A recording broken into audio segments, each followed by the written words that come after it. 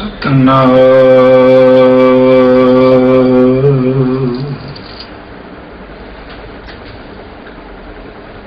ਧੰਨ ਵਾਹਿਗੁਰੂ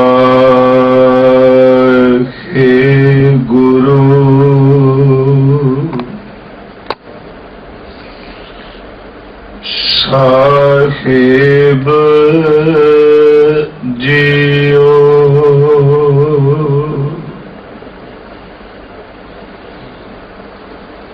ਕਾਮ ਕ੍ਰੋਧ ਅਰ ਲੋਭ ਮੋਹ ਬਿਨਸ ਜਾਏ ਅਹਮੇਵ। ਨਾਨਕ ਪ੍ਰਭ ਸ਼ਰਣਾਗਤੀ ਕਰ ਪ੍ਰਸਾਦ ਗੁਰਦੇਵ। ਡੰਡੋਤ ਬੰਦਨ ਅਨੇਕ ਬਾਰ ਸਰਬ ਕਲਾ ਸਮਰੱਥ। ਡੋਲਨ ਤੇ ਰਾਖੋ ਪ੍ਰਭੂ ਨਾਨਕ ਦੇ ਕਰ ਹੱਥ। ਪਰਮ ਸਨਮਾਨਯੋਗ ਚਵਰ ਛਤਰ ਤਖਤ ਦੇ ਮਾਲਕ ਜੁਗੋ ਜੁਗ ਅਟਲ ਸਾਹਿਬ ਸ੍ਰੀ ਗੁਰੂ ਗ੍ਰੰਥ ਸਾਹਿਬ ਸੱਚੇ ਪਾਤਸ਼ਾਹ ਜੀ ਦੇ ਪਾਵਨ ਪਵਿੱਤਰ ਖਾਜ਼ੂਰੀ ਅੰਦਰ ਸੰਧਿਆ ਵੇਲੇ ਦੇ ਇਸ ਦੀਵਾਨ ਦੀ ਆਪ ਜੀ ਨੇ ਹਾਜ਼ਰੀ ਭਰੀ ਹੈ। ਗੁਰੂ ਸਵਾਰਿਆਂ ਨੇ ਅੰਮ੍ਰਿਤ ਗੁਰਬਾਣੀ ਦਾ ਕੀਰਤਨ ਦੀ ਸਮਾਪਤੀ ਤੋਂ ਬਾਅਦ ਸਨਮਾਨਯੋਗ ਮਹਾਂਪੁਰਖਾਂ ਨੇ ਗੁਰੂ ਅਰਜੁਨ ਦੇਵ ਸੱਚੇ ਪਾਤਸ਼ਾਹ ਜੀ ਦੀ ਮੁਬਾਰਕ ਰਚਨਾ ਤੋਂ ਉਚਾਰਨ ਕੀਤਾ ਹੋਇਆ ਸ਼ਬਦ, ਜਿਸ ਵਿੱਚ ਹਾਜ਼ੂਰ ਨੇ ਮਨੁੱਖ ਦੇ ਅੰਦਰ ਦਾ ਲੁੱਟਿਆ ਜਾਣਾ ਔਰ ਲੁੱਟੇ ਜਾਣ ਦਾ ਕਾਰਨ ਤੇ ਕੇਵਲ ਲੁੱਟਿਆ ਜਾਣਾ ਉਸ ਦੇ ਕਾਰਨ ਹੀ ਨਹੀਂ, ਉਸ ਦਾ ਬਚਾਅ ਵੀ ਨਾਲ ਦੱਸ ਦਿੱਤਾ।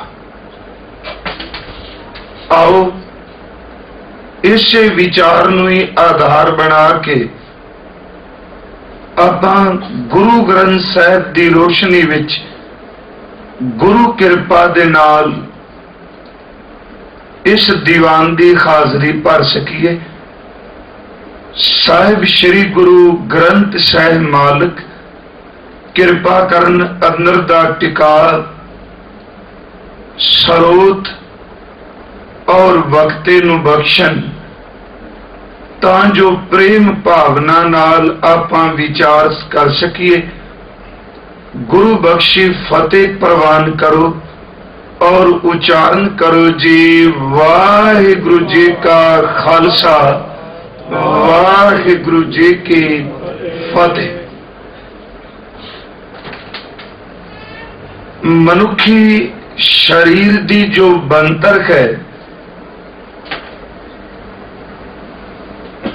उस परिपूर्ण परमात्मा ने पंज तत्तां नूं इकट्ठियां करके ये शरीर बना दिता है। जिथे पंजां तत्तां दा शरीर बनाया, उथे मालिक ने इस शरीर विच 5 कर्म इंद्रे और 5 ज्ञान इंद्रे बख्श दिते, पर इन्हां कर्म इंद्रियां नूं प्रेरण वाला जो है वो इंसानी जिस्म दे विच परमात्मा ने मन रख दिता है। भावां के जिवें असी अपने इस तन नूं देखने आ फिजिकल तौर ते शरीरक तौर ते साडे नेत्र नजर आउंदे ने, साडे कंन नजर आउंदे ने, साडी जबान नजर आउंदी है। जे इस चमड़ी तो थले कोई तके इहदे विच मिज है, खून ने, अस्त ने, हार्ट है, फेफड़े ने, पर मन जिहड़ा वो दृष्टमान अखां नाल नजर नहीं आउंदा। है जरूर मन असल विच है कि हजूर ने अमृत बाणी दे विच बख्शिश कीती है। इस मन नूं अंदर दा बहुत पुराना साथी मनिए।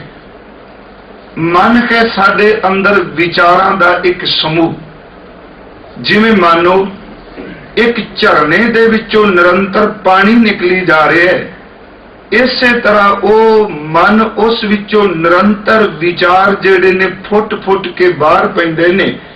ते ये भी बाणी ने स्पष्ट कर दिता कि जिहो जी इंसान दी बाहर मुखी और फुरनिया दी संगत है, ओह जिहा इंसान दा अपना जीवन बन जाता है। भाई साहब भाई गुरदास जी उन्हां महापुरखा ने मन की पकड़ के संबंध विच एक बचन किया है कि जिवें महापुरख अर्थ कर रहे सन कि अखां दे विच बैठा मन वेखदा है, कन्नां दे विच मन सुनदा है, जबान विचों मन बोलदा है, हत्थां ते पैरां दे कर्मां विचों मन दी हरकत दा पता लगदा है। भाई साहब दा बचन हुंदा है कि अखी अंदर वेखदा कर चोज विडाना, कन्नी सुनदा सुरत कर आखान वखाना, जेवा अंदर बोलदा बहु साध लुभाना, हथी किरत कमान दा पग चलै सुजाना, देही अंदर एक मन इंद्री परवाना।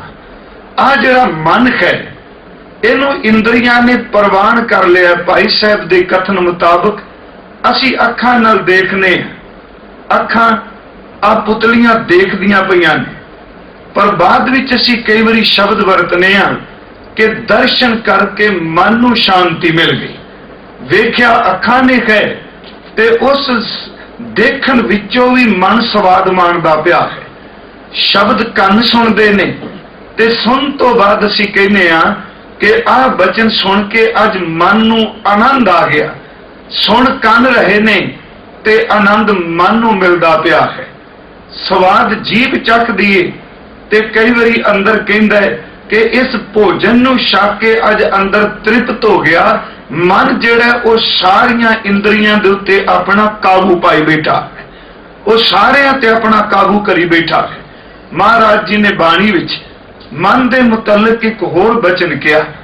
जदों असीं पढ़ने गुरु ग्रंथ साहिब दे अमोलक बचन, धर्म दी साधना सही अर्थां विच अपने मन नूं साधना है। जे मन काबू आ गया, मन सुता किते बाणी जिवें महापुरख दस रहे सन कि शब्द आपां सुणाने आ, इस सुते होए मन नूं जगाण दे लई ते इहनूं नाल समझाया जांदा है। बाहर दीआं उदाहरणां दे के तू उठ, तू सुते सारी जिंदगी कट देण लगा है। हजूर दे अमोलक बचनां विच मन दे बारे महाराज जी ने एक होर बचन किया है। मन जोगी, मन भोगिया, मन मूर्ख गावार, मन दाता, मन मंगता, मन सिर गुर करता। जे किते इस नूं संगत मिल जाए चंगी जुड़िया होयां दी ते यही मन जोगिया दर ते जुड़िया होया जोगी बन जाए। जे संगत मिल गई इनू विषय वासनावां दी ते यही मन जिहड़ा ये भोग विच प्रवृत्त हो जाएगा। महाराज कहंदे ने जे किते संगत मिल जाए तमा करन वालियां दी, यही मन भुखा लालची बनेगा ਤੇ ਜੇ ਕਿਤੇ ਸੰਤੋਖੀਆਂ ਦੀ ਸੰਗਤ ਮਿਲ ਜਾਏ, ਹਕੀਕਤ ਵਿੱਚ ਇਹ ਮਨ ਕਿਸੇ ਨੂੰ ਕੁਝ ਦੇਣ ਵਾਲਾ ਦਾਤਾ ਬਣ ਜਾਏਗਾ। ਮਨ ਦਾ ਇੱਕ ਸੁਭਾਅ ਹੈ, ਇਹਨੇ ਕੁਝ ਨਾ ਕੁਝ ਆਪਣੇ ਅੰਦਰੋਂ ਚਿਤਵੀ ਜਾਣਾ ਹੈ। ਪਰ ਨਾਲ ਜੋ ਬਚਨ, ਜੋ ਅਸਲ ਬੇਨਤੀ ਮੈਂ ਕਰਨੀ ਹੈ ਕਿ ਆ ਇੰਦਰੇ ਬਾਹਰ ਮੁਖੀ ਦਿਸਦੇ, ਪਰ ਇਹਨਾਂ ਦੀਆਂ ਜਿਹੜੀਆਂ ਅੰਦਰ ਦੀਆਂ ਜੜ੍ਹਾਂ ਨੇ, ਭਾਵੇਂ ਉਹ ਸਾਨੂੰ ਜੇ ਕੋਈ ਬਾਹਰ ਮੁਖੀ ਡਾਕਟਰ ਸਰੀਰ ਦੀ ਸਰਜਰੀ ਕਰੇ, ਪਿਆਰਿਓ ਅੱਖਾਂ ਦੀ ਜੋਤ ਵਾਸਤੇ ਤਾਂ ਸਰਜਰੀ ਹੋ ਸਕਦੀ ਏ, ਪਰ ਵਿਸ਼ੇ ਵਾਸਨਾਵਾਂ ਨੂੰ ਖਤਮ ਕਰਨ ਵਾਸਤੇ ਕੋਈ ਡਾਕਟਰ ਸਰਜਰੀ ਨਹੀਂ ਕਰ ਸਕੇ। ਜੇ ਕਹੀਏ ਵੀ ਕੋਈ ਨਾੜੀ ਲੱਭੋ ਕਿ ਕਿਸ ਨਾੜੀ ਵਿੱਚੋਂ ਇਹ ਭੈੜੇ ਵਾਸਨਾ ਦੇ ਪਰ ਦ੍ਰਿਸ਼ਟ ਦਾ ਰੋਗ ਇਹਨੂੰ ਲੱਗ ਗਿਆ, ਉਹ ਨਾੜੀ ਲੱਭੋ। ਨਹੀਂ ਪਿਆਰਿਓ, ਸਰੀਰ ਦਾ ਟੁਕੜਾ ਟੁਕੜਾ ਕੀਤਾ ਜਾ ਸਕਦਾ ਹੈ, ਪਰ ਅੱਖਾਂ ਵਿੱਚੋਂ ਨਾੜੀ ਨਹੀਂ ਲੱਭੇਗੀ ਜਿਹੜੀ ਮੰਦੀ ਤੱਕਦੀ ਪਈ ਹੈ। ਉਹਦੀਆਂ ਜੜ੍ਹਾਂ ਅਦ੍ਰਿਸ਼ਟ ਮਨ ਦੇ ਵਿੱਚ ਜੁੜੀਆਂ ਹੋਈਆਂ ਨੇ।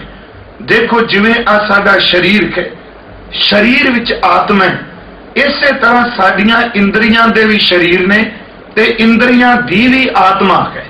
ਕਈ ਵਾਰੀ ਵੇਖਣ ਨੂੰ ਅੱਖਾਂ ਬਿਲਕੁਲ ਸਹੀ ਪ੍ਰਤੀਤ ਹੁੰਦੀਆਂ ਨੇ, ਤੇ ਜਦੋਂ ਕੋਈ ਆਦਮੀ ਬਾਹ ਪਕੜ ਕੇ ਕਿਸੇ ਸੱਜਣ ਨੂੰ ਲਿਆਉਂਦਾ ਹੈ ਤੇ ਫਿਰ ਪਤਾ ਲੱਗਦਾ ਹੈ ਅੱਖਾਂ ਵੇਖਣ ਨੂੰ ਸਲਾਮਤ ਨੇ, ਪਰ ਅੰਦਰੋਂ ਜੋਤ ਖਤਮ ਹੋ ਚੁੱਕੀ ਹੈ। ਇਸੇ ਤਰ੍ਹਾਂ ਅੱਖਾਂ ਦੀ ਆਤਮਾ ਜੋਤ ਹੈ, ਕੰਨਾਂ ਦੀ ਆਤਮਾ ਸਰੋਤ ਹੈ, ਜੀਭ ਦੀ ਆਤਮਾ ਇਹਦੇ ਚੱਖਣ ਦੀ ਸ਼ਕਤੀ ਹੈ, ਪਰਮਾਤਮਾ ਦੀ ਅਦੁੱਤੀ ਇੱਕ ਰਚਨਾ ਹੈ। ਦੇਖੋ ਹਰ ਇੰਦਰੇ ਨੂੰ ਪਰਮਾਤਮਾ ਨੇ ਇੱਕ ਸ਼ਕਤੀ ਦਿੱਤੀ, ਜੇ ਸਹੀ ਅਰਥਾਂ ਵਿੱਚ ਇਹਦੀ ਸਹੀ ਵਰਤੋਂ ਕੀਤੀ ਜਾਏ। ਹੁਣ 3 ਇੰਦਰੀਆਂ ਦਾ ਜ਼ਿਕਰ ਮਹਾਂਪੁਰਖਾਂ ਨੇ ਕਥਾ ਕਰਦਿਆਂ ਕੀਤਾ ਜੋ ਬਾਣੀ ਚ ਆਇਆ। ਸਭ ਤੋਂ ਪਹਿਲਾਂ ਅੱਖਾਂ ਆਈਆਂ, ਉਸ ਤੋਂ ਬਾਅਦ ਕੰਨ ਆਏ, ਉਸ ਤੋਂ ਬਾਅਦ ਜੀਭ ਆਈ। ਹੱਥਾਂ ਦਾ ਜ਼ਿਕਰ ਨਹੀਂ, ਪੈਰਾਂ ਦਾ ਜ਼ਿਕਰ ਨਹੀਂ, ਕਿਉਂਕਿ ਮਨੁੱਖੀ ਮਨ ਦੇ ਵਿੱਚ 83% ਜਿਹੜੀ ਖਨੇਰੀ ਵਾਸ਼ਨਾ ਦੀਆਂ ਲਿਜਾਂਦੀਆਂ ਨੇ, ਉਹ ਸਾਡੀਆਂ ਅੱਖਾਂ ਲੈ ਕੇ ਜਾਂਦੀਆਂ ਨੇ। ਸਭ ਤੋਂ ਜ਼ਿਆਦਾ ਅਸਰ ਮਨੁੱਖੀ ਮਨ ਉੱਤੇ ਨੇਤਰ ਕਰਦੇ। ਉਸ ਤੋਂ ਬਾਅਦ ਸਿਆਣੇ ਲੋਕ ਕਹਿੰਦੇ ਨੇ ਕਿ 83% ਬੰਦੇ ਦੇ ਅੰਦਰ ਵਾਸ਼ਨਾ ਅੱਖਾਂ ਰਾਹੀਂ ਤੇ 13% ਇਹਦੇ ਅੰਦਰ ਵਾਸ਼ਨਾ ਕੰਨਾਂ ਦੇ ਸਰੋਤ ਰਾਹੀਂ ਤੇ 4% ਇਹਦੇ ਅੰਦਰ ਦੀ ਵਾਸ਼ਨਾ ਜਿਹੜੀਆਂ ਉਹ ਜ਼ਬਾਨ ਲੈ ਕੇ ਜਾਂਦੀ ਹੈ। ਸਭ ਤੋਂ ਵੱਧ ਅੱਖਾਂ ਨੇ। ਬਾਬਾ ਜੀ ਨੇ ਬਾਣੀ ਵਿੱਚ ਇਹ ਅੰਮ੍ਰਿਤ ਬੋਲ ਕਹੇ ਨੇ, 3 ਇੰਦਰੀਆਂ ਦਾ ਜ਼ਿਕਰ ਕੀਤਾ। ਹਾਲਾਂਕਿ ਜੇ ਆਪਾਂ ਇਹਨਾਂ ਦੀ ਗਿਣਤੀ ਕਰੀਏ ਤੇ ਗਿਣਤੀ ਵਿੱਚੋਂ ਇਹ ਸਾਡੇ ਇੰਦਰੇ 7 ਬਣਨਗੇ। 2 ਅੱਖਾਂ, 2 ਕੰਨ, 2 ਨਾਸਿਕਾਵਾਂ ਤੇ 1 ਜੀਭ, ਇਹ 7 ਬਣਦੇ ਨੇ। ਪਰ ਮਹਾਰਾਜ ਜੀ ਨੇ ਇਹਦੇ ਵਿੱਚ ਇੱਕ ਕਿਰਪਾਲਤਾ ਕੀਤੀ, ਇਸ ਗਰਦਨ ਤੋਂ ਉੱਪਰ ਸਾਨੂੰ ਇਹ 7 ਸੁਰਾਖ ਦਿੱਤੇ ਨੇ। ਜੇ ਕਿਤੇ ਇਹਨਾਂ 7 ਨੂੰ ਕੋਈ ਸਾਧ ਲੈ ਤੇ ਵਾਹਿਗੁਰੂ ਜੀ ਦੀ ਦਇਆ ਨਾਲ ਇਹਨੂੰ 7 ਦੀ ਪ੍ਰਾਪਤੀ ਹੋ ਸਕਦੀ ਹੈ। ਮਹਾਰਾਜ ਜੀ ਨੇ ਬਾਣੀ 'ਚ ਖਾਸ ਕਰਕੇ ਇਹਨਾਂ 3 ਦਾ ਜ਼ਿਕਰ ਕਰਦਿਆਂ ਜਦੋਂ ਅਸੀਂ ਫੁਨੇ ਪੜ੍ਹਨੇ ਆ, ਉਹਦੇ ਵਿੱਚ ਬਚਨ ਕੀਤਾ ਕਿ ਬੰਦੇ ਦੀ ਆਤਮਿਕ ਅਵਸਥਾ ਘਟਦੀ ਕਦੋਂ ਹੈ। ਬਾਣੀ ਪੜ੍ਹਦਿਆਂ ਬੇਰਸੀ ਕਦੋਂ ਹੁੰਦੀ, ਅੰਦਰ ਕਦੋਂ ਨਹੀਂ ਟਿਕਦਾ। ਤੇ ਧੰਨ ਗੁਰੂ ਅਰਜੁਨ ਸਾਹਿਬ ਸੱਚੇ ਪਾਤਸ਼ਾਹ ਜੀ ਦਾ ਬਚਨ ਹੈ ਕਿ ਜਦੋਂ ਇਨਸਾਨ ਦੇ ਨੇਤਰ ਸਤਿਗੁਰੂ ਜੀ ਨੂੰ, ਬਾਣੀ ਨੂੰ ਤੇ ਸਿਮਰਨ ਨੂੰ ਤਿਆਗ ਕੇ ਕੇਵਲ ਤਾਂ ਕੇਵਲ ਬਾਹਰ ਮੁਖੀ ਦ੍ਰਿਸ਼ਟੀ ਵਾਲੇ ਬਣ ਜਾਂਦੇ ਨੇ, ਉਦੋਂ ਆਤਮਿਕ ਅਵਸਥਾ ਵਿੱਚ ਸੋਕਾ ਆ ਜਾਂਦਾ ਹੈ। ਜਦੋਂ ਸਾਡੇ ਕੰਨ ਬਾਹਰੋਂ ਬਾਣੀ ਦੀ ਸਰੋਤ ਨੂੰ ਛੱਡ ਕੇ, ਜਿਵੇਂ ਦੱਸਿਆ ਗਿਆ, ਗੰਧਨ ਵੈਣ ਵਿੱਚ ਉਰ ਜਾਂਦੇ ਨੇ, ਉਦੋਂ ਅੰਦਰ ਸੋਕਾ ਪੈਂਦਾ ਹੈ। ਤੇ ਜਦੋਂ ਜ਼ਬਾਨ ਕੈਂਚੀ ਬਣ ਕੇ ਕੇਵਲ ਨਿੰਦਿਆ ਨਾਲ ਲੋਕਾਂ ਦੀਆਂ ਜੜ੍ਹਾਂ ਕੱਟਦੀ ਏ, ਸੱਚ ਜਾਣੋ ਬੰਦਾ ਆਪਣੇ ਅੰਦਰ ਦੀ ਜੜ ਕੱਟਦਾ ਹੈ। ਮਹਾਰਾਜ ਜੀ ਨੇ ਇਹਨਾਂ 3 ਇੰਦਰੀਆਂ ਦਾ ਜ਼ਿਕਰ ਕਰਦਿਆਂ ਬਚਨ ਕੀਤਾ, ਨੈਣ ਨਾ ਦੇਖੈ ਸਾਧ ਸੇ ਨੈਣ ਬੇਖਾਲਿਆ, ਕਰਨ ਨਾ ਸੁਣ ਕੀ ਨਾਦ ਕਰਨ ਮੁੰਦ ਘਾਲਿਆ, ਰਸਨਾ ਜਪੈ ਨਾ ਨਾਮ ਤਿਲ ਤਿਲ ਕਰ ਕਟਿਐ, ਹਰ ਹਾਂ ਜਬ ਬਿਸਰੈ ਗੋਬਿੰਦ ਰਾਏ ਦਿਨੋ ਦਿਨ ਘਟਿਐ। ਦਿਨ ਬ ਦਿਨ ਇਨਸਾਨ ਦੇ ਅੰਦਰ ਦੀ ਜੋ ਆਤਮਿਕ ਅਵਸਥਾ ਹੈ, ਉਹ ਘਟੀ ਜਾਂਦੀ, ਉਹ ਢਹਿੰਦੀ ਕਲਾ ਜਾਂਦੀ ਏ, ਚੜ੍ਹਦੀ ਕਲਾ ਵਿੱਚ ਨਹੀਂ। ਜਿਵੇਂ ਤਤ ਸ਼ਬਦ ਦਾ ਜੋ ਦਿੱਤਾ ਉਹ ਪ੍ਰਕਰਨ ਬਣਾਣਾ ਹੈ ਦਾਸ ਨੇ ਕਿ ਸੰਗਤ ਹੀ ਇਸ ਨੂੰ ਬਚਾ ਸਕਦੀ ਹੈ। ਦੇਖੋ ਸੰਗਤ, ਇੱਕ ਸ਼ਬਦ ਬਾਣੀ ਵਿੱਚ ਸੰਗਤ ਆਇਆ ਹੈ।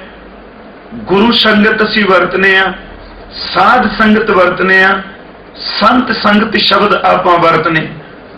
ਆਮ ਤੌਰ ਤੇ ਕਿਹਾ ਜਾਂਦਾ ਹੈ ਕਿ ਗੁਰੂ ਘਰ ਵਿੱਚ ਵੀ ਤਾਂ ਕੁਝ ਸ਼ਰੀਰਾਂ ਦਾ ਸੁਮੇਲ ਹੈ, ਕੁਝ ਸ਼ਰੀਰ ਹੀ ਨੇ, ਪੰਜਾਂ ਤੱਤਾਂ ਦੇ ਬਣੇ ਗੁਰਦੁਆਰੇ ਬੈਠੇ ਨੇ, ਤੇ ਆ ਚੌਂਕ ਵਿੱਚ ਵੀ ਕਿੰਨੇ ਲੋਕ ਖਲੋਤੇ ਹੋਣਗੇ, ਉਹ ਵੀ ਤਾਂ ਇੱਕ ਇਕੱਠ ਸ਼ਰੀਰ ਹੀ ਹੈ ਨਾ।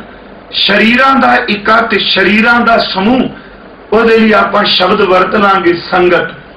ਪਰ ਸਤ ਸੰਗਤ ਉਹ ਇਕੱਠ ਜਿਹਦੇ ਵਿੱਚ ਸੱਚ ਦਾ ਸੰਚਾਰ ਹੋਵੇ, ਉਹ ਇਕੱਠ ਜਿਹਦੇ ਵਿੱਚ ਪਰਮਾਤਮਾ ਦੇ ਨਾਮ ਦਾ ਸੰਚਾਰ ਹੋਵੇ।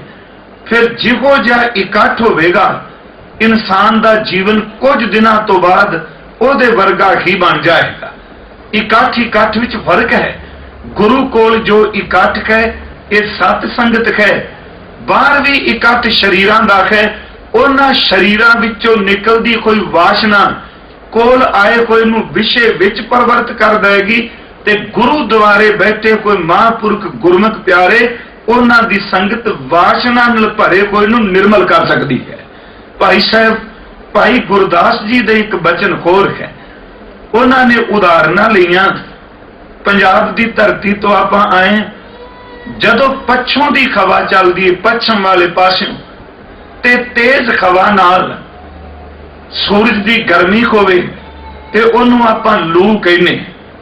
ਜਦੋਂ ਗੁਰੂ ਗਰਮ ਲੂ ਚੱਲਦੀ ਏ, ਉਹ ਪਾਣੀ ਨੂੰ ਸੁਕਾਉਂਦੀ ਏ, ਇਨਸਾਨ ਦੇ ਸਰੀਰ ਨੂੰ ਤਪਾਉਂਦੀ ਏ। ਬਨਾਸਪਤੀ ਗਰਮ ਲੂ ਨਾਲ ਸੁੱਕਦੀ ਏ।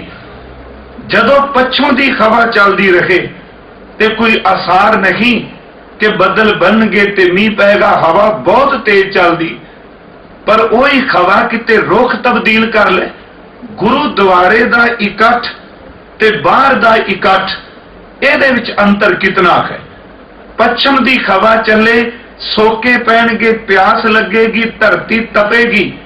ਜੇ ਹਵਾ ਆਪਣੀ ਦਿਸ਼ਾ ਤਬਦੀਲ ਕਰ ਲੈ, ਰੁੱਖ ਚੇਂਜ ਕਰ ਲੈ, ਪੂਰਬ ਵਾਲੇ ਪਾਸਿਓਂ ਆਉਣ ਲੱਗ ਪਏ, ਤੇ ਆਪਣੇ ਪੰਜਾਬ ਵਿੱਚ ਆਮ ਤੌਰ ਤੇ ਹੁਣ ਤਾਂ ਦੱਸਿਆ ਜਾਂਦਾ ਮੌਨਸੂਨ ਆ ਗਈ, ਇੰਨੇ ਦਿਨਾਂ ਨੂੰ ਮੀਂਹ ਪੈ ਸਕਦਾ ਹੈ, ਪਰ ਪੁਰਾਣੇ ਬਜ਼ੁਰਗ ਕਹਿੰਦੇ ਸਨ ਪੂਰੇ ਦੀ ਹਵਾ ਚੱਲੇ ਕਿ ਘਬਰਾਓ ਨਾ, ਹਵਾ ਦਾ ਰੁੱਖ ਚੇਂਜ ਹੋ ਗਿਆ ਹੈ, ਹੁਣ ਕੁਝ ਕੁ ਦਿਨਾਂ ਦੀ ਖੇਡ ਮੀਂਹ ਪਿਆ ਕੇ ਪਿਆ। ਇਹਦਾ ਮਤਲਬ ਕਿ ਇੱਕ ਹਵਾ ਉਹ ਵੇ ਜਿਹੜੀ ਸੋਕੇ ਨੂੰ ਪੈਦਾ ਕਰਦੀ ਏ, ਤੇ ਇੱਕ ਹਵਾ ਉਹ ਹੈ ਕਿ ਜਿਹੜੀ ਬੱਦਲ ਲੈ ਕੇ ਆਉਂਦੀ ਏ, ਅਸਮਾਨ ਦੇ ਉੱਪਰ ਸੂਰਜ ਦੀ ਤਪਸ਼ ਨੂੰ ਢੱਕ ਕੇ ਜ਼ਮੀਨ ਦੇ ਉੱਪਰ ਮੀਂਹ ਪੈਂਦਾ ਹੈ। ਪਿਆਰਿਓ, ਹਵਾ ਬੱਦਲ ਉਡਾ ਕੇ ਵੀ ਲੈ ਜਾਂਦੀ ਏ, ਤੇ ਹਵਾ ਬੱਦਲਾਂ ਨੂੰ ਪਾਣੀ ਨਾਲ ਭਰ ਕੇ ਬਰਸਾਤ ਵੀ ਕਰਾਂਦੀ ਏ।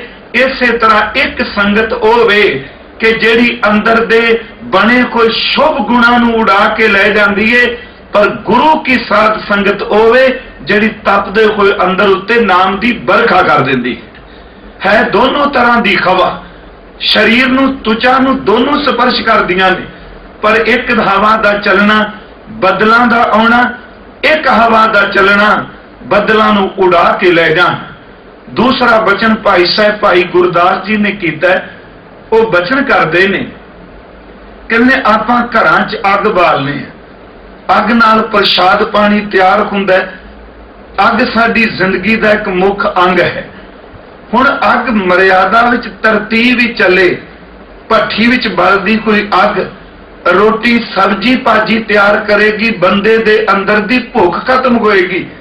ਪਰ ਪਿਆਰਿਓ, ਇੱਕ ਉਹ ਵੀ ਤਾਂ ਸੇਕ ਹੈ ਜਿਹੜਾ ਘਰ ਦੇ ਦੀਵੇ ਤੋਂ ਲੱਗ ਜਾਏ ਤੇ ਕਰੋੜਾਂ ਦੇ ਘਰ ਨੂੰ ਵੀ ਸਾੜ ਕੇ ਰਾਖ ਕਰ ਦਿੰਦਾ ਹੈ। ਅੱਗ ਹੀ ਇੱਕ ਅੱਗ ਨਾਲ ਭੋਜਨ ਤਿਆਰ ਹੋ ਰਿਹਾ ਹੈ, ਦੂਸਰੀ ਅੱਗ ਘਰ ਨੂੰ ਫੂਕਦੀ ਪਈ ਏ। ਇੱਕ ਸੰਗਤ ਹੋਵੇ ਜਿਹੜੀ ਸਾਡੇ ਅੰਦਰ ਦੀ ਕਰੋੜਾਂ ਜਨਮਾਂ ਦੀ ਭੁੱਖ ਮਿਟਾਉਂਦੀ ਏ। ਤੇ ਪਿਆਰਿਓ, ਇੱਕ ਸੰਗਤ ਹੋਵੇ ਬੁਰੇ ਲੋਕਾਂ ਦੀ ਕੁਸੰਗਤ ਜਿਹੜੀ ਸਾਡੇ ਅੰਦਰ ਅੱਗ ਦਾ ਭਾਂਬੜ ਬਾਲ ਕੇ ਇਸ ਮਨ ਨੂੰ ਤੇ ਤਨ ਨੂੰ ਸਾੜ ਕੇ ਰਾਹ ਕਰ ਦਿੰਦੀ ਹੈ। ਤੀਸਰਾ ਬਚਨ ਭਾਈ ਸਾਹਿਬ ਜੀ ਦੇ ਕਵਿਤ ਵਿੱਚੋਂ ਹੈ। ਪਹਿਲਾਂ ਦੋ ਬਚਨ ਕਹੇ, कि एक पासे दी खवा बदल लैके आएगी ते दूजे पासे दी खवा बदल उड़ा के ले जाएगी। एक अग विच प्रसाद पानी मिलेगा, भुख खत्म होगी, ते एक अग पूरे घर नूं साड़ के राह कर सकती है। प्यारिओ, एक पानी होवे, इंसान प्यासा होवे, प्यास नाल व्याकुल दे मूंह च 2 घुट पानी पाओ, वो कहंदा पानी मिलिया, जिंदगी मिल गई। पर जेड़े लोग नशा पींदे ने, ये भी तो पानी की तरह तरल है, ते जदों बंदे दे गले तो थले उतरदा है, इहदी मत मारी जाती है, अपने ते बगाने की पहचान ही कोई नहीं रहिंदी। खैर दोनों लिक्विड तरल ने। भाई साहब दे बचन ने, कहन लगे भाई देखो, काहू दिशा की पवन, किसे पासे दी खवा आवे, वो बरखा नूं लैके आवेगी, वो बदलां नूं लैके आएगी। ते कहन लगे किसे पासे दी खवा चले ते वो बदलां नूं उड़ा के लै जाएगी। एक अग वो जिहड़ी घर प्रसाद पानी तैयार करेगी, ते दूसरी अग वो जिहड़ी घर नूं राह कर सकदी है। एक पानी वो जिहड़ा जिंदगी दिंदा है, ते एक पानी वो जिहड़ा जिंदगी तबाह कर दिंदा है। इसे तरह एक संगत वो है जिहड़ी परमात्मा ते गुरु नाल अभेद कर सकदी है, ते प्यारिओ एक कुसंगत होवे जिहड़ी जिंदगी नूं तबाह कर सकदी है। भाई साहब दे उस कवित दा तत् भाव है, कहन लगे काहू की संगत मिल जीवन मुक्त होत, काहू की संगत जमपुर ले जात है। गुरु की संगत है जिहड़ी साडे अंदर नूं तब्दील कर सकदी है। प्यारिओ, एक वो सोबत जिहड़ी सानू नरकां दे घर विच इंसान नूं लिजा सकदी। भावें आपां कहांगे अज शब्द दे अर्थां विच जोर हजूर ने सत संगत ते दिता। विषय वासना नाल, रुपये नाल नहीं कदी कोई ब्रह्म ज्ञानी बनिया, ते ना किसे दा अंदर साफ होया। अकल नाल कदी किसे दा अंदर साफ नहीं होया। ते मापे सिर्फ सिक्ख्या दे सकदे ने, मापे मन दे उपर काबू नहीं पा सकदे। आपां कहांगे भी गुरु घर विच संगत की गल बहुत की जाती, भी सत संगत करो, गुरु द्वारे आओ, जां बंदगी करन वालियां दी संगत करो। प्यारिओ, कला इंसान नहीं, दुनिया की कोई चीज ऐसी नहीं जिहड़ी अपने नेड़े दी सोबत दा असर नहीं कबूलदी। आ ताती तुसी लै लो कि आ मिट्टी संगत दा असर नहीं कबूलदी, कि आ जिहड़े रुख असी बनस्पति देखने ये अपने नेड़े पैदा हुए रुखां दा असर नहीं कबूलदी। आसमान विच उड़न वाले परिंदे भी नेड़े दी संगत दा असर कबूलदे ने, पशु भी संगत दा असर कबूलदे ने। धन गुरु ग्रंथ साहिब दी पवित्र बाणी ने भावें इंसान कह रहा है, मैं इस करके बेनती कर रहा कि अज भी कहा जाता है कई बारी, लो जी गुरुद्वारे सत संगत तां पुरानियां गल्लां, पुरानियां नहीं, ये जुगो जुग अटल एक सर्व व्यापक सच्चाई है। जुगा पहला भी सच्चाई सी, अज भी सच्चाई है, ते जुग बीतन तो बाद जिन्नी मर्जी इंसान तरक्की कर जाए, सत संगत कुसंगत सोबत इस सच्चाई नूं कदी कोई चुटला नहीं सके। सिर्फ एक नुकता आपां लै लई कि आ जिहड़ी जमीन ते पई कोई मिट्टी, जमीन ते उगी कोई बनस्पति रुख ने, ये संगत का असर नहीं कबूलते। गुरु ग्रंथ साहिब की बाणी विचों सिर्फ 2 बचन ने, पेडे भी रुख भी संगत का असर कबूलते। जिवें असी बाणी च पढ़ने, हजूर ने जिथे सत संगत बारे कहा उथे चंदन की उदाहरण दी, ते जिथे कुसंगत की गल आई उथे मालिक ने वांस की उदाहरण दे दी।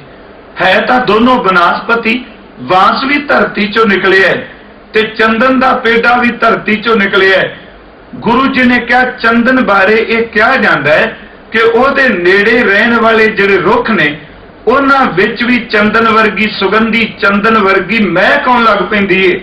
पर बांस इतना बदकिस्मत ਜਿਹੜਾ ਉਹਦੇ नेड़े बहिंदा है, आप तां बांस सड़दा, ਉਹ नेड़े बैठ लगे हुए रुखां नूं भी साड़ के राह कर दिंदा है। बनस्पति उपर संगत का असर है। महाराज जी ने रुखां की उदाहरण विचों क्या, कबीर चंदन का बिरवा भला खैओ वृक्ष, बेड्यो ढाक पलास, ओए पी चंदन खोए रहे बसे जो चंदन पास। सिर्फ इत्थे देखो महापुरुष शब्द नहीं आया, नाम शब्द नहीं आया, संत शब्द नहीं आया। उदाहरण सिर्फ एक रुख दी लई कि रुख चंदन दे विचों महक निकलदी है, पर उहदे कोल कंडियां वालियां झाड़ियां जे आ जाण ते उहनां विच भी महक पैदा होएगी जिहड़ा चंदन दे नेड़े पैदा हुंदा है।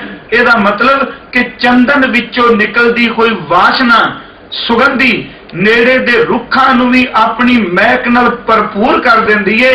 जे रुख दूजे उत्ते असर कर रहा है ते जिथे नाम दा प्रताप होवेगा उत्ते संगत दा असर क्यों नहीं होवेगा। रुख अपने अंदरों कुछ दे रहा है, दूजे नूं तब्दील कर रहे। पर जदों कुसंग दी गल कीती, रुखां दी भी संगत ते कुसंगत हुंदी। चंदन दे नेड़े पैदा हो जाना संगत है ते प्यारिओ बेरी दे नेड़े पैदा हो जाना कुसंगत है। महाराज जी ने दो रुख फिर गिने, कह लगे कबीर मारी मरो कुसंग की, केले निकट जो बेर ओ झूले ओ चीरिए, साकत संग ना खेर खैन। ये भी दोनों रुख, बेरी भी रोखे ते केला भी रोखे, पर बेरी दे नेड़े उगया होया केला ओदे पत्ते बेरी दे कंडे चीर के रख दिंदे ने। ते इन्हां दा अर्थ भाव ये वे कि जे एक रुख दे नेड़े बैठा कंडियां वाला पेड़ा भी सुगंधी वाला बन जाता है, ते प्यारिओ कंडियां वाले पेड़े दे नेड़े पैदा होया कोमल केला भी कल नूं चीरिया जा सकदा। रुख उन्हां दी संगत असर करदी एक दूजे ते। सिर्फ उदाहरणां ने, इत्थे बेरी कुसंग नूं कहे ते चंदन परमात्मा दी भगती करने वाले महापुरखां नूं क्या है। मेरे कहण तो मुराद रुखां दी भी संगत ते कुसंगत है। दूसरी बेनती, ਜਿਹੜੇ आसमान च पंछी उड़ते हैं इन्हां उपर भी संगत का असर है। बाणी ने इस गल की गवाही दी। असीं हजूर दे बचनां विचों एक बचन पढ़ने हैं, इस धरती ते पता नहीं किन्ने कु तोते खोने। हर मुल्क च खास करके अपने हिंदुस्तान विच तां तोतियां नूं पकड़ के पिंजरे विच बंद कर दे ते इंसान अपनी संगत विच उहनूं रखदा है, अपने नेड़े रखदा है। तोता एक पंछी है, पर एक इंसान पिंजरे विच बिठा उहनूं रोज दाना पांदा है ते दाने पाण दे नाल नाल वो शब्द कही जांदा है कि गंगा राम शब्द वरतदे सन, राम बोल, जी आया बोल। कई घरां विच खुद दास ने देखिआ है जदों प्रवेश करिए ते इक्को दम आवाज कन्नां च पई कि आओ जी आया। हुण देखिआ ना कोई बच्चा, ना कोई बजुर्ग, ना कोई इस्त्री, ये कौन जिहदी आवाज कन्नां च पई। फिर दोबारा आवाज पई बड़ी धीमी जी आया नूं ते वेख्या छत दे नाल पिंजरा टंगिआ, पिंजरे विच तोता है ते तोता हर एक बंदे नूं कही जा रहा है कि जी आया नूं। ओहदे वर्गे करोड़ां तोते होर होणगे, पर बाग विच कोई बंदे वाले शब्द नहीं वरतेगा जी आया नूं। एक तोता इंसान दे शब्द तां बोलण लग पिया क्योंकि उस पंछी ने कुछ दिन इंसान दी संगत कीती। पंछी ते असर हो गया, वो बोलण लग पिया जी आया। हुण कई बारी असीं जदों तर्क नहीं मैं करना, बाणी पढ़दे हां, अब वाहिगुरू शब्द जपिया जांदा है, सिमरन कीता जांदा है, ते अज हुक्म भी हजूर दा ही आया है, अविनाशी जीवन को दाता सिमरत सब मल खोई। हुण वाहिगुरू शब्द जपदे ने गुरमुख प्यारे ते सतगुरु गुरु नानक साहब जी ने पवित्र कृपा की है। भाई साहब दे शब्द ने धर्मशाल करतारपुर साध संगत सचखंड वसाया, वाहिगुरु गुर शब्द सुनाया। जदों ये शब्द क्या कि धर्मशाल करतारपुर साध संगत सचखंड वसाया, उत्थे कहंदे ने हजूर ने वाहिगुरु गुर शब्द सुनाया। गुरमंत्र दी गल सिमरन कीता जांदा है। जेड़ा नहीं करेगा, धर्म तां अपने नाल कमाण वाला विषय है। धर्म का संबंध बौद्धिक तल ते नहीं, धर्म का संबंध केवल किताबां नाल नहीं। जितने महापुरखां दी गुरु ग्रंथ साहिब विच बाणी पढ़ने आ, हकीकत विच उन्हां नूं तां उस वेले ना कोई मंदिर विच वड़न दे रहा है, ਤੇ ਨਾ ਕੋਈ उस वेले दा पंडित विद्वान कोई ग्रंथ पढ़न नूं दिंदा है। ये जिन्ने महापुरखां दे अंदर बाणी आई, सच जानो उस परमात्मा नाल जुड़ के बाणी आई, ना कि केवल किताबां पढ़ के बाणी आई। इत्थे एक नुकता अक्सर अर्ज करना, आपां कहांगे बाणी दी गल ज्ञानी भी करदा है ते बाणी दी गल महापुरख भगत भी करदा है। दोनों विच बड़ा अंतर जी। महसूस ना करियो जे कोई शब्द विचार करदा है तां आपां कहांगे बाणी दी गल तां सारे करदे आ, वो भी बाणी दी गल करन, वो भी करन, फिर अंतर किवें होया? नहीं भाई, जबान दा उच्चारण एक हो सकदा है, प्रमाण एक हो सकदे ने, विचारां दे अखर एक हो सकदे ने, पर अंदर दी भावना एक नहीं जे हुंदी। पानी खूह दा भी है ते पानी टैंकी दा भी है। हिंदुस्तान विच टैंक उच्चे बनाने, पर याद रखो दोनों पानियां विच बड़ा अंतर है। खूह दा पानी साधना विचों, कमाई विचों निकलिया पानी है, ते टैंकी दा पानी उधारा लिया होया पानी है। जेड़ा कमाई विचों निकलिया वो धरती तो नीवां है, ते प्यारे जिन्ने उधारा पानी लिया वो मकान दी छत उच्चे उच्चा खलोता है। टैंकी दा एक बारी किते टूटी जा नलका जा पाइप लीक हो जाए, प्यारिओ सारा पानी कुछ घंटियां विच बिल्कुल खत्म हो जाएगा। पर खूह कहंदा तेरे विच कड्डण दा दम होना चाहिए, जिन्ना तू कढ के ले जाएगा मैं उन्ना पानी होर पैदा कर दिया। जेड़े महापुरुष कमाई वाले ने ना प्यारिओ, वो खूह दी तरह ने। टैंकी हमेशा उच्ची रखी जाती है, खूह धरती तो भी नीवा जाता है। कमाई करने वाला निमरता विच सब तो नीवा है, पर मत कोई समझे जे खूह नीवा है तेरे पल्ले कुछ नहीं। तेरे कोल उहनूं पहचानण दी जांच होनी चाहिए। उहदे कोल ओ ताज़ा नीर है जिहड़ा तेरी ठंड भी तेनूं देगा ते तेरे अंदर दी प्यास भी दूर करेगा। सिर्फ मेरी एक बेनती है, आ जिन्ने अमृत बोल ने गुरु ग्रंथ साहिब दी बाणी विच, ये उन्हां महापुरखां दा अंदर है जेड़े नाम जप जप के नामी च अभेद हो गए। जो उन्होंने उथों माणिया वो प्रकाश हिरदे ते होया। उन्हां महापुरखां ने तरस किया, अखरां दा रूप दे के साडे भले वास्ते उच्चारण करके। ये खिन विचों मैं विचार चों निकले हैं। सिर्फ एक बेनती है, आ जो बाणी आई ये अंदरों आई, साई नाल जुड़ के आई, परां तो चली, बैखरी दे रूप च बाहर आ गई, अखरां दे रूप च आई। पर सानू गुरु जी ने की किया? बाणी आउण दा जिहड़ी खेद है वो अंदरों बाहर आई, ते सानू बाहर मुखी अखां नाल दिसदी है, कन्नां नाल सुनने आ, जबान नाल बोलने आ। महाराज जी ने कृपा की, भाई ये बाणी धुर तो अंदरों बाहर आई है, ते जे तू अंदर तक जुड़ना चाहना है तू बाहरों अंदरों बाहरों बाणी नू अंदर ले जाना शुरू कर दे।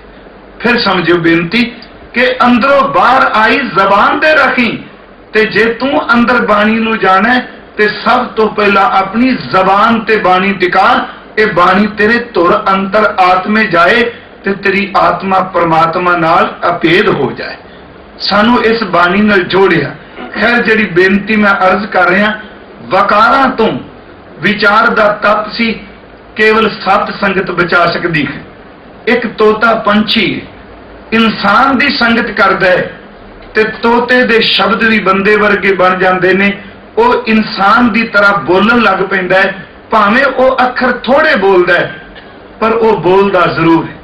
बाणी ने एक गवाही दी, जदों कोई नाम जपदा है, जेड़ा नहीं जपदा वो कई तरह के तर्क करदा है, जेड़ा जपदा है प्यारो कदी तर्क च नहीं पैंदा। जेड़ा नहीं जपदा खिमा करियो तोता रटन कहेगा, जेड़ा नहीं जपदा वो मैकेनिकल रेपिटेशन इनू शब्द वरतेगा, पुनरुक्ति दोष कहेगा, एक शब्द वार वार दोहराई जाने हैं। पर नहीं भाई, जेड़ा जपदा वो कदी तर्क नहीं करेगा, वो कदी नहीं कहेगा तोता रटन है, ये मशीनी दोहराव है, कदी ओदी जबान तो शब्द नहीं निकलणगे। जे किते तोते नूं भी किसी ने रटाया, मैं सिर्फ बेनती कर रहा कि संगत दा किन्ना कु वड्डा असर है। महापुरख दी संगत, गुरु दी संगत शुद्ध क्यों नहीं करेगी? गुरबाणी मुताबक एक वो औरत ਜਿਹੜੀ सिर तो पैरों तक पापां नाल भरी है, भाई साहब कहते ओदा पार उतारा तां होया जदों तोते नूं राम राम जपांदी रही, तोते दी संगत करके ते गणका दा भी पार उतारा हो गया। एक पंछी है, भाई साहब दे बचन ने कि गणका पापन खोए कै पापां दा गलहार परोता, महापुरख अचानचक गणका वाले आए खलोता। बचन भावें महापुरख दे असर कर रहे हैं, पर उन्हें रोज सोबत किदी कीती? महापुरख बचन दे के गए, कह लगे महापुरख अचानचक गणका वाले आए खलोता, दुर्मत देख दयाल होए, हथों उसनु दितोस तोता, राम नाम उपदेश कर खेल गया। उन्होंने अपने कोलों राम नाम दा उपदेश दिता ते ओनू तोते नू रटाण वास्ते ये शब्द कह के गए, खेल गया दे वणिज होता, ये तू राम नाम इनू जपाना है। उन्हें शुरू कर दिता। खैर वो पंछी वो राम राम ओनू जपांदी रही। प्यारिओ वो जपांदिया फिर किथे गई? एक तोते दे कोल ओनू जबान तो बुलाई जाना। गुरु ग्रंथ साहिब दी बाणी मुताबक भावें भाई साहब ने क्या बैकुंठ गई, नरकां विच नहीं गई, जमदूत दी फाही कटी गई, पर धन गुरु ग्रंथ साहिब च एक बचन आउंदा है कि गणका ने तोते दी संगत कीती, ओनू पढ़ाई जा रही है, पर वो किथे पहुंची? भगत नामदेव कहंदे ने शरीर दा सब तो कोमल अंग साडियां अखां दियां पुतलियां ने। कहंदे ने वाहिगुरू जी ने एक तोते नू राम नाम जपांदिया, तोते दी संगत विच बैठिया, कहंदे ने परमात्मा ने अपनियां अखां दी पुतली बना लिया गणका। सुआ पढ़ावत गणका तरी, सो हर नैनो की पुत्री। वो परमात्मा ने अपनियां अखां दी पुतली बना ली। ਇਹਦਾ मतलब एक पंछी दी सोबत करके जे पाप उतर सकते ने, ते जिहड़ा महापुरखां दी संगत करेगा ਉਹਦੇ अंदर दे विषय वासनावां क्यों नहीं दूर होणगी। सिर्फ बेनती है, धरती दी बनास्पति दा अपनी तसीर है, एक रुख दूजे दी संगत दा असर कबूलदा है, कुछ संगत दा प्रभाव कबूलदा है। पंछियां ऊपर भी संगत दा असर हुंदा है, पंछी भी संगत दा असर कबूलदे ने। ਜਿਹੜੇ ਪਸ਼ੂ ਨੇ ਕੀ ਇਹ ਸੰਗਤ ਦਾ ਅਸਰ ਨਹੀਂ ਕਬੂਲਦੇ? ਆਪਣੇ ਘਰਾਂ ਵਿੱਚ ਅਸੀਂ ਦੇਖਨੇ ਆ, ਸਿਰਫ ਉਦਾਹਰਨਾਂ ਨੇ। ਮੱਝਾਂ ਗਾਵਾਂ ਇੱਕ ਹੱਥ ਨਾਲ ਕੋਈ ਚੁੰਦਾ ਹੈ ਤੇ ਉਹ ਵੀ ਇੰਨਾ ਅਸਰ ਕਬੂਲ ਜਾਂਦੀਆਂ ਨੇ, ਜੇ ਮਾਲਕ ਘਰ ਨਾ ਹੋਵੇ ਤੇ ਮੱਝ ਗਾਂ ਵੀ ਅੰਮ੍ਰਿਤ ਵਰਗਾ ਦੁੱਧ ਦੇਣ ਤੋਂ ਇਨਕਾਰੀ ਹੋ ਜਾਂਦੀ ਹੈ। ਇਹਦਾ ਮਤਲਬ ਕਈ ਦਿਨਾਂ ਦੀ ਉਹ ਸੋਬਤ ਵਿੱਚ ਰਹੀ, ਉਹਦੇ ਉੱਪਰ ਅਸਰ ਹੋ ਗਿਆ। ਕੱਲੇ ਰੁੱਖ ਬਨਾਸਪਤੀ ਜਾਂ ਪੰਛੀ ਜਾਂ ਪਸ਼ੂ ਹੀ ਨਹੀਂ, ਇੱਥੋਂ ਤੱਕ ਜ਼ਮੀਨ ਦੀ ਮਿੱਟੀ ਵੀ ਸੰਗਤ ਦਾ ਅਸਰ ਕਬੂਲਦੀ। ਅਸੀਂ ਕਹਾਂਗੇ ਜੀ ਇਹ ਕਿਵੇਂ? ਇਹ ਕਰਮ ਕਾਂਡ ਨਹੀਂ, ਮਹਾਂਪੁਰਖ ਦੱਸਦੇ ਨੇ ਤੇ ਸਾਰੀ ਬਾਣੀ ਚ ਪੜ੍ਹਦੇ ਹੋ। ਜਦੋਂ ਧੂੜ ਦੀ ਗੱਲ ਕੀਤੀ ਜਾਂਦੀ ਏ, ਧੂੜ ਚਰਨਾਂ ਦੀ ਲਈ ਜਾਂਦੀ ਏ ਤੇ ਲਾਈ ਮੱਥੇ ਤੇ ਜਾਂਦੀ। ਇਹ ਸ਼ਬਦ ਅਸੀਂ ਵਰਤਨੇ ਆ ਨਾ कि चरना की धूड़ मिल जाए, तो चरना की धूड़ नूं चरना ते नहीं लांदे, क्योंकि जो गुरु ग्रंथ साहिब जी ने कहा किसी इंसान के बोधक शब्द नहीं। चरना की धूड़ हत्थां ते नहीं लांदे, चरना की धूड़ मस्तक ते लाई जाती। आपां रोज पढ़ने कि अंतरजामी पुरख विधाते, शरधा मन की पूरे, नानक दास यह सुख मांगे मोह को कर संतन की तूरे। बदबख्त हम चू बखील गाफिल बेनजर बेबाक, नानक बगोयद जन तुरा तेरे चाकरा पा खाक। चरना दी तूर जिनके चोले रतड़े प्यारे, कंत तिना के पास धूड़ तिना की जे मिले, जी कहो नानक की अरदास। माग मज्जन संग साधुआ धूड़ी कर इशनान। बेअंत शब्द बाणी विच ऐसे मिलते हैं कि जिन्हां विच धूड़ी का जिक्र किया गया, चरना की धूड़ ते मत्थे ते लाण की गल की गई। ਇਹਦਾ कोई भाव है गुरमुखो? सियाणे महापुरख ਜਿਹੜੇ ਬੰਦਗੀ ਦੇ ਪੁਤਲੇ ਨੇ, ਭਿੱਜੀਆਂ ਰੂਹਾਂ ਨੇ, ਜਾਂ ਗੁਰਮੁਖ ਜਿਹੜੇ ਨਾਮ ਜਪਦੇ ਨੇ, ਜਦੋਂ ਨਾਮ ਜਪਣ ਵਾਲਾ ਆਪਣੇ ਪੈਰ ਜ਼ਮੀਨ ਤੇ ਰੱਖਦਾ ਹੈ, ਉਹਦੇ ਚਰਨਾਂ ਵਿੱਚੋਂ ਉਹ ਸ਼ਕਤੀ, ਉਹ એનર્ਜੀ, ਉਹ ਤਾਕਤ ਜ਼ਮੀਨ ਦੀ ਮਿੱਟੀ ਉੱਤੇ ਅਸਰ ਕਰਦੀ ਹੈ। ਇਸ ਕਰਮਕਾਂਡ ਨਾ ਕਹੀਏ ਕਿ ਮਿੱਟੀ ਮਸਤਕ ਤੇ ਲਾਣੀ ਹੈ ਤਾਂ ਕਰਮਕਾਂਡ ਜੀ ਤੇ ਨਿਮਰਤਾ ਦਾ ਚਿੰਨ੍ਹ ਜੀ। ਉਹ ਭਾਈ, ਨਿਮਰਤਾ ਦਾ ਚਿੰਨ੍ਹ ਤਾਂ ਗਰਦਨ ਝੁਕਾਣਾ ਵੀ ਹੈ, ਨਿਮਰਤਾ ਦਾ ਚਿੰਨ੍ਹ ਤਾਂ ਆਪਣੇ ਸਰੀਰ ਦਾ ਡੰਡੌਤ ਕਰਨਾ ਵੀ ਹੈ। ਮਿੱਟੀ ਨਰਜਿੰਦ ਮਤ ਸਮਝੀਏ ਪਿਆਰਿਓ, ਮਿੱਟੀ ਵਿੱਚ ਤਾਂ ਇੰਨੀ ਪਰਮਾਤਮਾ ਨੇ ਤਾਕਤ ਟਿਕਾਈ ਏ, ਜਿਹੜਾ ਤੂੰ ਧਰਤੀ ਵਿੱਚ ਬੀਜ ਪਾਣਾ ਤੈਨੂੰ ਹਜ਼ਾਰਾਂ ਗੁਣਾ ਮਨੁੱਖ ਧਰਤੀ ਵਾਪਸ ਕਰਦੀ ਏ। ਤੂੰ ਕੇਵਲ ਧਰਤੀ ਦੇ ਵਿੱਚ ਬੀਜ ਪਾਇਆ, ਫਲਦਾਰ ਰੁੱਖ ਲਾਇਆ, ਪਰ ਕੁਝ ਸਾਲਾਂ ਤੋਂ ਬਾਅਦ ਧਰਤੀ ਵਿੱਚ ਇੰਨੀ ਵੱਡੀ ਤਾਕਤ ਸੀ, ਉਹਨੇ ਅੰਮ੍ਰਿਤ ਵਰਗੇ ਫਲ, ਰਸ ਨਾਲ ਭਰੇ ਹੋਏ ਫਲ ਪੈਦਾ ਕਰ ਦਿੱਤੇ। ਜੇ ਜ਼ਮੀਨ, ਧਰਤੀ, ਮਿੱਟੀ ਨਰਜਿੰਦ ਹੁੰਦੀ ਤੇ ਪਿਆਰਿਓ ਇੰਨੇ ਕੀਮਤੀ ਫਲ ਜੋ ਕੁਝ ਅਸੀਂ ਸਰੀਰ ਨੂੰ ਦੇਣੇ ਪਏ ਆ, ਧਰਤੀ ਵਿੱਚੋਂ ਨਿਕਲਿਆ।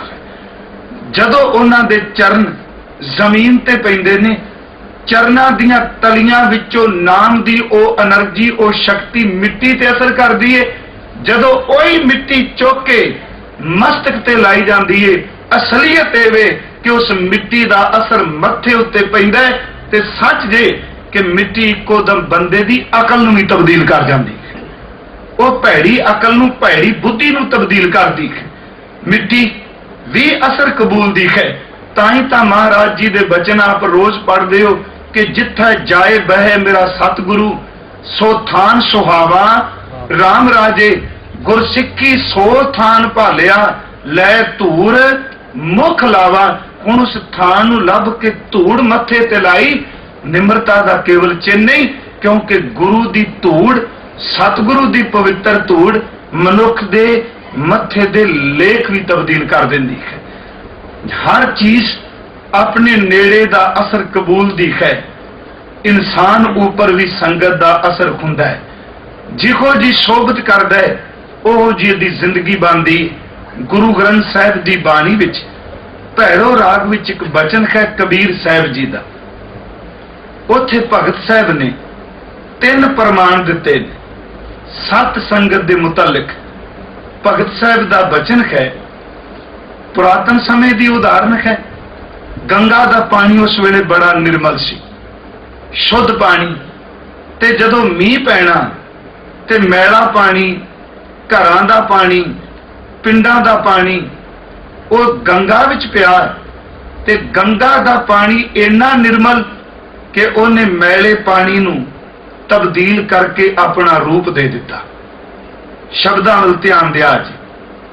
ਭਾਵੇਂ ਇਹ ਗੱਲ ਵੱਖਰੀ ਅੱਜ ਗੰਗਾ ਸੁੱਕ ਚੁੱਕੀ ਹੈ, ਪਰ ਅਸੀਂ ਇਹਦੇ ਵਿੱਚ ਉਦਾਹਰਨ ਵਿੱਚੋਂ ਲੈਣਾ ਹੈ ਕਿ ਜਿੱਥੇ ਨਿਰਮਲ ਪਾਣੀ ਹੋਵੇਗਾ, ਮੈਲਾ ਪਾਣੀ ਜਦੋਂ ਨਿਰਮਲ ਪਾਣੀ ਦੀ ਸੋਭਤ ਕਰੇਗਾ, ਸੰਗਤ ਕਰੇਗਾ, ਤੇ ਪਾਣੀ ਵਿੱਚ ਵੀ ਤਬਦੀਲੀ ਹੁੰਦੀ ਹੈ। ਨਿਰਮਲ ਪਾਣੀ ਮੈਲੇ ਪਾਣੀ ਨੂੰ ਤਬਦੀਲ ਕਰਕੇ ਆਪਣੇ ਵਰਗਾ ਬਣਾ ਲੈਂਦਾ। ਇਹ ਕੁਦਰਤੀ ਹੈ। ਮਹਾਰਾਜ ਜੀ ਦੀ ਬਾਣੀ ਵਿੱਚ ਦੂਜਾ ਬਚਨ ਹੈ ਜੋ ਅਸੀਂ ਹੁਣੇ ਉਦਾਹਰਨ ਲਈ। ਚੰਦਨ ਦਾ ਰੁੱਖ ਹੈ, ਇਹਦੇ ਨੇੜੇ ਅਰਿੰਦ ਪੈਦਾ ਹੋਇਆ ਤੇ ਉਸ ਰੁੱਖ ਵਿੱਚ ਇੰਨੀ ਵੱਡੀ ਸ਼ਕਤੀ ਹੈ ਕਿ ਉਹ ਅਰਿੰਦ ਦੇ ਰੁੱਖ ਨੂੰ ਆਪਣੇ ਵਰਗੀ ਸੁਗੰਧੀ ਦੇ ਸਕਦਾ ਹੈ। ਤੀਸਰਾ ਬਚਨ ਕਿ ਪਾਰਸ, ਉਹਦੇ ਨੇੜੇ ਤਾਂਬਾ, ਪਿੱਤਲ ਆਦਿਕ ਹੋਵੇ ਤੇ ਪਾਰਸ ਵਿੱਚ ਇੰਨੀ ਵੱਡੀ ਸ਼ਕਤੀ ਹੈ ਕਿ ਉਹ ਤਾਂਬੇ ਨੂੰ ਆਪਣੇ ਨੇੜੇ ਆਏ ਹੋਏ ਨੂੰ ਸੋਨਾ ਬਣਾ ਦਿੰਦਾ ਹੈ। ਭਗਤ ਕਬੀਰ ਸਾਹਿਬ ਨੇ ਇਹ 3 ਪ੍ਰਮਾਣ ਦਿੱਤੇ ਤੇ ਇਹ ਖਾਸ ਕਰਕੇ ਉਹਨਾਂ ਬਚਨ ਕਿਹਾ ਕਿ ਜਿਹੜੀ ਚੀਜ਼ ਕਿਸੇ ਦੀ ਸੋਭਤ ਕਰੇਗੀ ਉਹ ਬਦਲੇਗੀ, ਉਹ ਵਿਗੜੇਗੀ। ਵਿਗੜੇ ਦਾ ਆਖਰੀ ਅਰਥ ਕੇਵਲ ਮਾੜਾਪਨ ਨਹੀਂ, ਵਿਗੜਨ ਦਾ ਅਰਥ ਕਰਾਂਗੇ ਤਬਦੀਲੀ ਆ ਗਈ। ਉਹਨਾਂ ਦਾ ਬਚਨ ਹੁੰਦਾ, ਗੰਗਾ ਕਹਿ ਸੰਗ ਸਲਤਾ ਬਿਗੜੀ, ਸੋ ਸਲਤਾ ਗੰਗਾ ਹੋਇ ਨਿਬਰੀ। ਦੇਖੋ ਪਾਣੀ ਦੀ ਸੋਭਤ ਹੈ, ਸਲਤਾ ਨਦੀ, ਤੇ ਗੰਗਾ ਵੀ ਇੱਕ ਨਦੀ ਹੈ ਪਰ ਉਹਦੇ ਚ ਨਿਰਮਲ ਪਾਣੀ। ਗੰਗਾ ਕਹਿ ਸੰਗ ਸਲਤਾ ਬਿਗੜੀ, ਸੋ ਸਲਤਾ ਗੰਗਾ, ਗੰਗਾ ਹੋਇ ਨਿਬਰੀ। ਵਿਗੜਿਓ ਕਬੀਰਾ RAM ਦੁਹਾਈ, ਕਹਿੰਦੇ ਕਬੀਰ ਵਿਗੜ ਗਿਆ, ਤਬਦੀਲ ਹੋ ਗਿਆ। ਕਿਵੇਂ? परमात्मा दी दुखाई, परमात्मा दे वाहिगुरु दे राम नाम दी दुखाई दे के जप के महापुरखों की संगत करके तब्दील हो गया। बिगड़ियो कबीरा राम दुखाई, साच भयो अनकता न जाई। चंदन कह संग तरवर बिगड़ियो, चंदन दी सोबत करके रुख तब्दील हो गया। सो तरवर चंदन कोई निबरियो, वो अखीर ते चंदन दा रूप हो गया, ओदे वर्गा बन गया। तीसरा वचन, पारस कह संग तांबा बिगड़ियो, पारस दी संगत तांबे ने कीती ते तांबा तब्दील हो गया। ते महाराज कहन लगे ओ होया कि ओनू, पारस कह संग तांबा बिगड़ियो, सो तांबा कंचन कोई निबरियो। प्यारियो संतन संग कबीरा बिगड़ियो, पर किड्डी वड्डी तब्दीली आई। केवल भगत शब्द नहीं वरतिया, संतन संग कबीरा बिगड़ियो, सो कबीर रामै होए निबरियो। ओ कबीर परमात्मा दा रूप हो गया।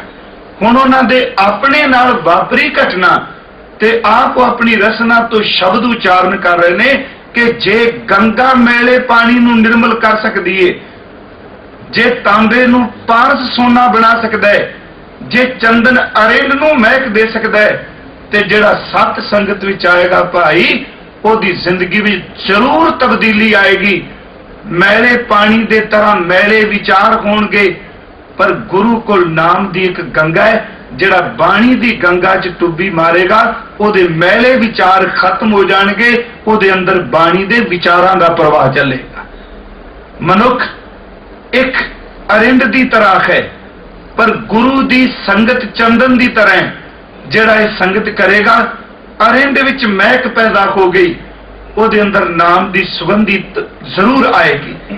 जिहड़ा गुरु की सोबत करेगा, तांबे दी तरह होवे, ते गुरु पारस दी संगत करके प्यारियो सोने दी तरह कीमती ते शुद्ध हो जाता है। इत्थे मैं सिर्फ एक इतिहास विचों उदाहरण दे के संपूर्णता वाले पासे आउना वा, क्योंकि महापुरखों ने शब्द दी विचार करदियां जो बचन सानू दिते कि साध संग ओए दुष्ट वस होते, संगत तो बिना काबू नहीं आउंदे। भावें जे मर्जी कोई यतन करे, ते जिस दिन बंदे दे मन विच यह भी फुरना उठदा है ना कि कई दिन हो गए हुण तां कदी माड़ी वासना दा फुरना ही नहीं उठिया, सच है जे 2-4 घंटियां बाद वही बंदा किसी वासना दे फुरने विच बह तुरदा है। सत संगत ऐसी है कि जिहड़ी साडे अंदर नूं टिका सकदी। सतगुरु ने अमृत बाणी विच बचन कीते आ कि सत संगत मन नूं अत दा निर्मल करेगी। एक इतिहास की घटना है। आप गुरु रामदास जी दे एक प्यारे सिख होए ने बाबा अदली साहब जी, उन्हां दा अस्थान भी है। बाबा अदली साहब उन्हां दी सोबत भाई बिधि चंद जी ने की। भावें इतिहासकार सीधे गुरु अर्जुन देव जी दे घर विच आउण दी गल करदे आ, पर जे इतिहास की खोज विच तुरीए, मैं भुला ना कि चोला साहब दे नाल ही बाबा अदली साहब का स्थान है। भाई बिधि चंद जी, ये सब नूं पता है कि मज्जां चोरी करके ले आए ने। बिरती सी पहला है खोजी, अजे मौका नहीं से आया अंदर दे गुणां नूं फलीभूत होण दा, चोरी करके आए ने। पिछे मज्जां दे मालक पिंड वाले लोग आ तुरे ने। संखेप जै शब्द वरता, अज भी वो सरोवर का रूप हो चुका है, जिहड़ा ढाब सी पानी दी, उहदे विच मज्जां वार दित्तियां ते आप बाबा अदली साहब दी कुल्ली कह लो, उन्हां दा टिकाणा कह लो, उत्थे जा पहुंचे। जदों बाबा अदली साहब जी दे कोल गए, वो बैठे सन सिमरन च। वक्त रात का सानू सब नूं पता है, अमृत वेला हो रहा, दिन का चढ़ाक है। वो अंतर आत्मे आत्मा अभ्यास विच शब्द की कमाई कर रहे हैं, टिके हुए ने, कोल बैठ गए। वो इस करके ते नहीं सन आए भी मैं इन्हां दी संगत करनी है या ये जगियासू बन के आए। देखो चोरी करके आए आ, पर जदों उन्हां दे नेड़े आए ਤੇ ਇੰਨਾ ਵੱਡਾ ਅਸਰ ਹੋਇਆ ਉਹਨਾਂ ਦੇ ਦੀਦਾਰ ਕਰਕੇ। ਨਮਸਕਾਰ ਕੀਤੀ, ਨੇਤਰ ਖੋਲੇ ਬਾਬਾ ਅਦਲੀ ਸਾਹਿਬ ਜੀ ਨੇ ਤੇ ਉਹਨਾਂ ਨੇ ਸ਼ਬਦ ਕਹੇ, ਬਾਬਾ ਜੀ ਅੱਜ ਬਚਾ ਲਓ।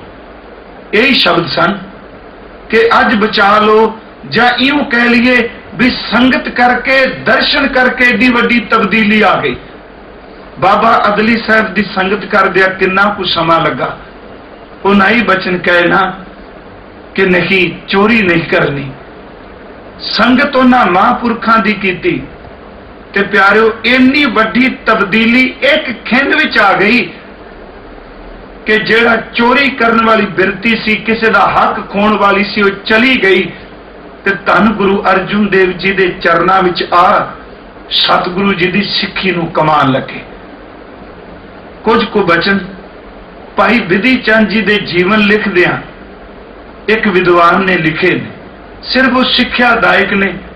ਸਮੇਂ ਦੇ ਨਾਲ ਸਾਖੀਆਂ ਨੂੰ ਕਈ ਵਾਰੀ ਰੋਚਕ ਵੀ ਬਣਾਇਆ ਜਾਂਦਾ ਹੈ, ਕਈ ਵਾਰੀ ਉਹਨਾਂ ਵਿੱਚ ਰਸ ਵੀ ਪੈਦਾ ਕੀਤਾ ਜਾਂਦਾ ਹੈ। ਕਹਿੰਦੇ ਨੇ ਧੰਨ ਗੁਰੂ ਅਰਜਨ ਦੇਵ ਜੀ ਦੀ ਸੋਬਤ ਵਿੱਚ ਬਾਣੀ ਨਾਲ ਜੁੜੇ ਬਾਬਾ ਅਦਲੀ ਸਾਹਿਬ ਦੀ ਸੰਗਤ ਕੀਤੀ, ਇੰਨੀ ਵੱਡੀ ਤਬਦੀਲੀ ਆਈ। ਉਹਨਾਂ ਨੇ 2 ਬਚਨ ਲਿਖੇ ਨੇ, ਉਹ ਕਹਿ ਕੇ ਮੈਂ ਸੰਪੰਨਤਾ ਕਰਨਾ। ਬਿਰਤੀ ਤਬਦੀਲ ਹੋ ਗਈ ਸੰਗਤ ਕਰਕੇ। ਭਾਈ ਬਿਧੀ ਚੰਦ ਜੀ ਘੋੜਾ ਲੈ ਕੇ ਆਏ, ਜੋ ਹਾਕਮ ਨੇ ਖੋਇਆ ਹੈ ਗੁਰੂ ਜੀ ਦਾ ਘੋੜਾ। ਸੰਗਤ ਲੈ ਕੇ ਤੁਸੀਂ ਸਾਰੇ ਇਤਿਹਾਸ ਤੋਂ ਜਾਣਿਓ, ਸਿਰਫ ਤਤ ਭਾਵ ਜਦੋਂ ਘੋੜਾ ਲੈ ਕੇ ਆਏ ਮਹਾਰਾਜ ਜੀ ਨੇ ਕਿਹਾ ਕੁਛ ਮੰਗੋ। ਸਤਿਗੁਰੂ ਗੁਰੂ ਹਰਗੋਬਿੰਦ ਸਾਹਿਬ ਕਹਿਣ ਲੱਗੇ ਕੁਛ ਮੰਗੋ। ਉਹ ਲਿਖਦੇ ਨੇ ਭਾਈ ਸਾਹਿਬ ਨੇ ਹਜ਼ੂਰ ਤੋਂ 4 ਬਚਨ ਮੰਗੇ। ਉਹ 4 ਬਚਨ ਕੀ ਸਨ? ਪਹਿਲਾ ਬਚਨ ਸੀ ਸਤਿਗੁਰੂ ਕਾ ਅੰਗ। ਦੂਜਾ ਬਚਨ ਮੰਗਿਆ ਸਾਧ ਕਾ ਸੰਗ। ਤੀਜਾ ਬਚਨ ਮੰਗਿਆ ਨਾਮ ਕਾ ਰੰਗ। ਤੇ ਚੌਥਾ ਬਚਨ ਮੰਗਿਆ ਨਿਸ਼ਚਾ ਅਪੰਗ। ਉਹਨਾਂ ਲਿਖੇ ਨੇ ਸਤਿਗੁਰੂ ਕਾ ਅੰਗ।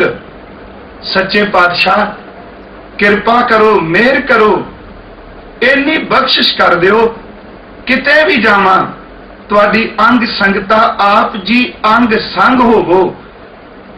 ਦੂਜਾ ਸਾਧ ਕਾ ਸੰਗ। ਜਿੱਥੇ ਵੀ ਸੋਬਤ ਮਿਲੇ, ਜਿਹੜੇ ਵੀ ਮਿਲਣ, ਮੇਰੇ ਧੰਨ ਗੁਰੂ ਹਰਗੋਬਿੰਦ ਸਾਹਿਬ ਜੀ ਕਮਾਈ ਵਾਲੇ ਮਹਾਂਪੁਰਖਾਂ ਦੀ ਸੰਗਤ ਬਖਸ਼ ਦਿਓ। ਸਤਿਗੁਰੂ ਕਾ ਅੰਗ, ਸਾਧ ਕਾ ਸੰਗ ਤੇ ਤੀਸਰਾ ਬਚਨ ਨਾਮ ਕਾ ਰੰਗ। ਅੰਦਰ ਨਾਮ ਵਿੱਚ ਰੰਗਿਆ ਜਾਏ, ਨਾਮ ਦੇ ਪ੍ਰੇਮ ਵਿੱਚ ਭਿੱਜ ਜਾਏ। ਤੇ ਚੌਥਾ ਬਚਨ ਸੀ ਨਿਸ਼ਚਾ ਅਪੰਗ। ਇੰਨਾ ਵੱਡਾ ਭਰੋਸਾ ਦੇ ਦਿਓ ਕਿ ਦੁਨੀਆ ਦੀ ਹਰ ਚੀਜ਼ ਭਾਵੇਂ ਡੋਲ ਜਾਏ, ਪਰ ਮੇਰੇ ਅੰਦਰ ਦਾ ਨਿਸ਼ਚਾ ਅਪੰਗ ਟੁੱਟੇ ਨਾ, ਇਹ ਅਡੋਲ ਹੈ। ਧੰਨ ਗੁਰੂ ਹਰਗੋਬਿੰਦ ਸਾਹਿਬ ਨੇ ਇਹ ਦਾਤਾਂ ਦਿੱਤੀਆਂ। 4 ਬਚਨ ਉਹਨਾਂ ਨੂੰ ਭਾਗ ਲਾ ਦਿੱਤਾ। ਗੁਰਮਖੋ ਦੂਸਰਾ ਘੋੜਾ ਲੈ ਕੇ ਆਏ। ਉਹ ਵਿਦਵਾਨ ਲਿਖਦਾ ਹੈ ਮਹਾਰਾਜ ਜੀ ਨੇ ਕਿਹਾ ਕਿ ਹੁਣ ਕੁਝ ਹੋਰ ਮੰਗੋ। ਬਚਨ ਕੀਤਾ ਕੁਝ ਹੋਰ ਮੰਗ ਲਓ ਜੋ ਚਾਹੀਦਾ। ਕਹਿਣ ਲੱਗੇ ਮਹਾਰਾਜ ਆਪ ਜੀ ਨੇ ਅੱਗੇ ਕੁਝ ਕਮੀ ਨਹੀਂ ਰਹਿਣ ਦਿੱਤੀ। ਉੱਥੇ ਭਾਈ ਸਾਹਿਬ ਦੇ ਜੀਵਨ ਵਿੱਚੋਂ ਲਿਖਦੇ ਨੇ ਹਜ਼ੂਰ ਨੇ 3 ਬਚਨ ਕਹੇ, ਬਿਧੀ ਚੰਦ ਛੀਨਾ ਗੁਰੂ ਕਾ ਸੀਨਾ। ਅਸੀਂ ਇਹ ਸ਼ਬਦ ਪੜ੍ਹਨੇ ਆ। ਸੀਨੇ 'ਚ ਥਾਂ ਕਿਹਨੂੰ ਮਿਲਦੀ? ਦੇਖੋ ਇੱਕ ਘੜੀ ਦੀ ਸੰਗਤ ਹੈ ਜਿਨੇ ਮਨ ਕਿਸੇ ਪਾਸੇ ਉਡਾਇਆ ਸੀ। ਇੱਕ ਗੁਰੂ ਨਾਨਕ ਸਾਹਿਬ ਦੇ ਘਰ ਦੇ ਗੁਰਮੁਖ ਦੀ ਸੰਗਤ, ਉਹਨੇ ਇੰਨੀ ਵੱਡੀ ਤਬਦੀਲੀ ਲਿਆ ਦਿੱਤੀ। ਹਜ਼ੂਰ ਨੇ ਸੀਨਾ ਕਿਹਾ, ਬਿਧੀ ਚੰਦ ਛੀਨਾ ਗੁਰੂ ਕਾ ਸੀਨਾ। ਦੂਜਾ ਬਚਨ ਕਿਹਾ ਪ੍ਰੇਮ ਭਗਤ ਭੀਨਾ, ਪ੍ਰੇਮਾ ਭਗਤੀ 'ਚ ਭਿੱਜੈ। ਤੇ ਤੀਸਰਾ ਬਚਨ ਕੀਤੋ ਨੇ ਕਦੇ ਕਮੀ ਨਾ ਹੈ, ਕਦੀ ਟੋਟਾ ਨਹੀਂ ਰਹੇਗਾ। ਉੱਥੇ ਭਾਈ ਸਾਹਿਬ ਨੇ ਕਿਹਾ ਮਹਾਰਾਜ ਕਿਰਪਾ ਕਰੋ 4 ਪੂਰੇ ਕਰ ਦਿਓ। ਹਜ਼ੂਰ ਨੇ ਕਿਹਾ ਮੰਗੋ। ਕਹਿਣ ਲੱਗੇ ਸਤਿਗੁਰੂ ਬਖਸ਼ਿਸ਼ ਕਰੋ, ਕੋਈ ਵੀ ਸੰਸਾਰੀ ਚੀਜ਼ ਮੰਗਣ ਵਾਲਾ ਫੁਰਨਾ ਹੀ ਪੈਦਾ ਨਾ ਹੋਵੇ, ਕੋਈ ਫੁਰਨਾ ਨਾ ਪੈਦਾ ਹੋਵੇ। ਹੁਣ ਪਿਆਰਿਓ ਇਹ ਦਾਤ सतगुरु की संगत विचों है। जे अपने अंदर नूं आपां टिकाणा है, जिवें गुरमुखां ने दसिया, शब्द दे अर्थ करदिया नैनो नींद पर दृष्ट विकार, सरवण सोए सुन निंद विचार, रसना सोई लो मीठे स्वाद, मन सोया माया विस्वाद। किवें जागेगा? जागदियां होयां दी संगत करके।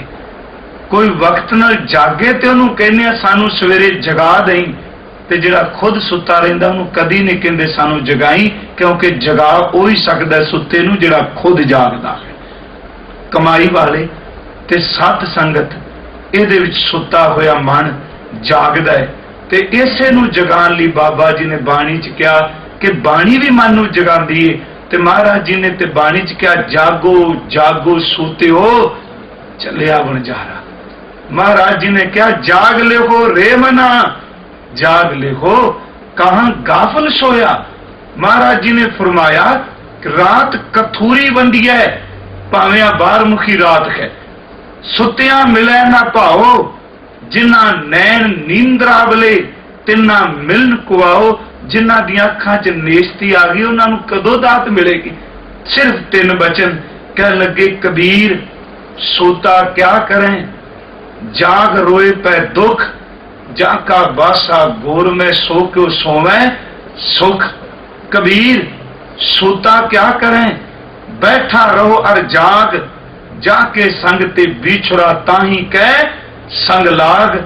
ओ जाग मना, क्योंकि जे मन भी सुता रहा ते तन ने किहो जिहा सौना है, प्यारे परत के कदी उठदा नहीं।